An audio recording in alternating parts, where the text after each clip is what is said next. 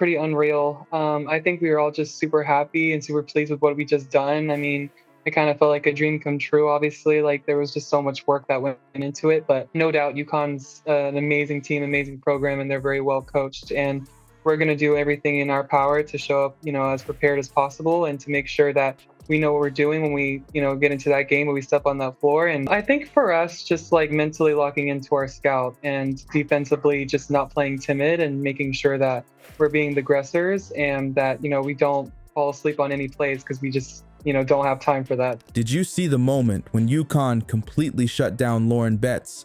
UCLA's star center was setting the tone early, dominating inside the paint until Geno Auriemma unleashed his secret defensive plan.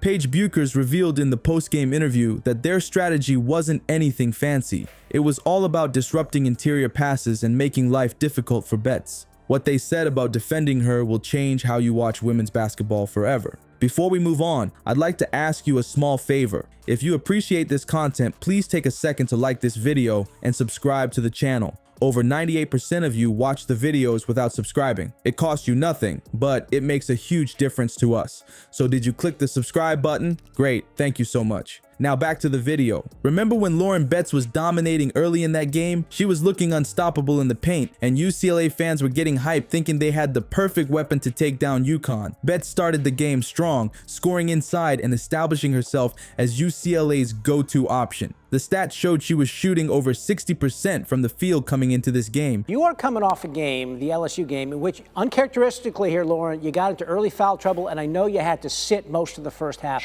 What was that like for you?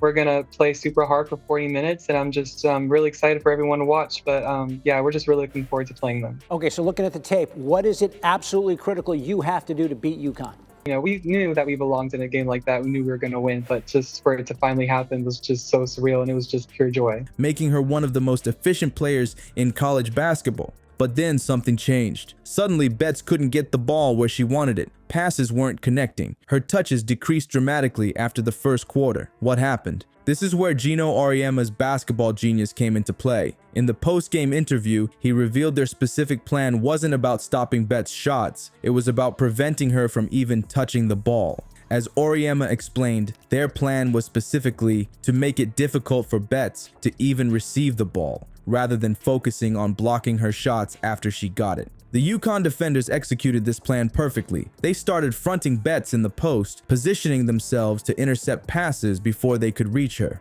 They sent help defenders from unexpected angles, making UCLA's guards hesitate before attempting interior passes. This wasn't just about physical positioning. It was a complete disruption of UCLA's offensive flow.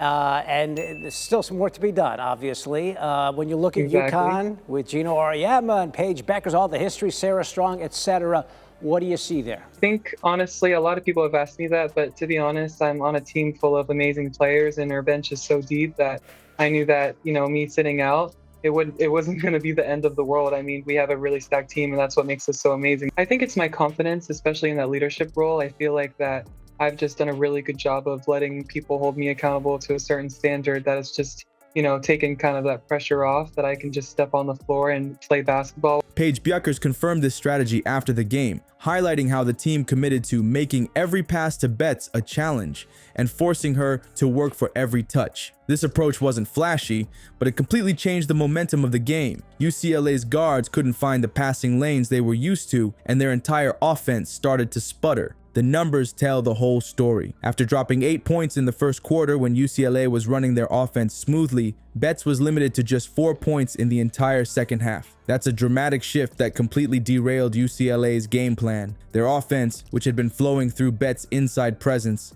suddenly had nowhere to go. What makes this defensive masterclass even more impressive is how disciplined UConn remained throughout the game. They managed to deny passes and disrupt UCLA's offense without committing unnecessary fouls. Betts only attempted 2 free throws the entire game, proof that UConn wasn't just being aggressive, they were being smart with their defensive pressure. That smart defensive pressure wasn't an accident. It was the visible part of an invisible mental game. While everyone was watching the physical battle on the court, a completely different game was happening inside the players' heads. After the Sweet 16, or after the Elite Eight rather, I guarantee that Lauren Betts is going to be a little more careful about those fouls. For the first time in her career, she gets 2 in the first quarter and has to sit the entire first half. What are you trying to do to get her into foul trouble right away? You're funny because you said, I don't know who's going to guard Paige Bueckers.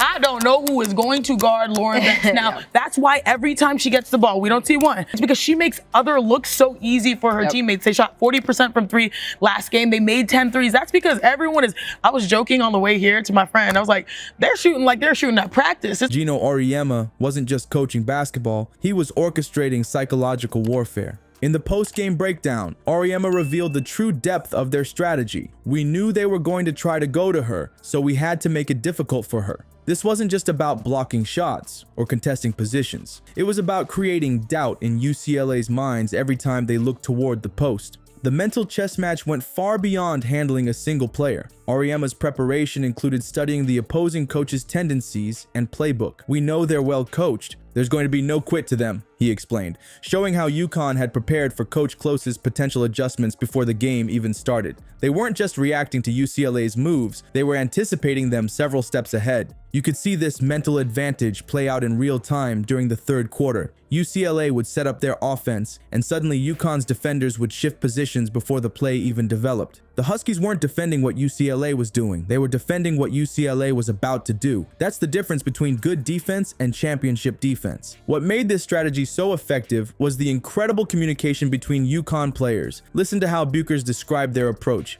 I think we all just want to lock in defensively, to be super locked in defensively, talk, communicate, play with energy, effort on that side of the floor. That level of verbal coordination allowed them to execute their defensive schemes flawlessly, calling out UCLA's plays sometimes before the Bruins themselves even signaled them. There's a fascinating moment during the second half when you can see UCLA's guards hesitating with the ball, looking toward their coach for guidance. That hesitation, those split seconds of uncertainty, was exactly what UConn wanted. When players start overthinking, their natural flow disappears. Auriemma summed up this mental approach perfectly. Basketball at this level isn't just physical. It's about making the other team uncomfortable, making them second guess everything they do. And that's exactly what happened. As the game progressed, UCLA's offense grew increasingly tentative, with players hesitating on passes they would normally make without thinking. And that's the UConn blueprint for success. What makes this win truly special is Auriemma's unwavering commitment to discipline, even with a comfortable lead. In his own words, the focus was to stay disciplined and keep our defensive pressure up throughout the entire game. No let up, no relaxation. That's championship mentality right there. The Huskies didn't just win.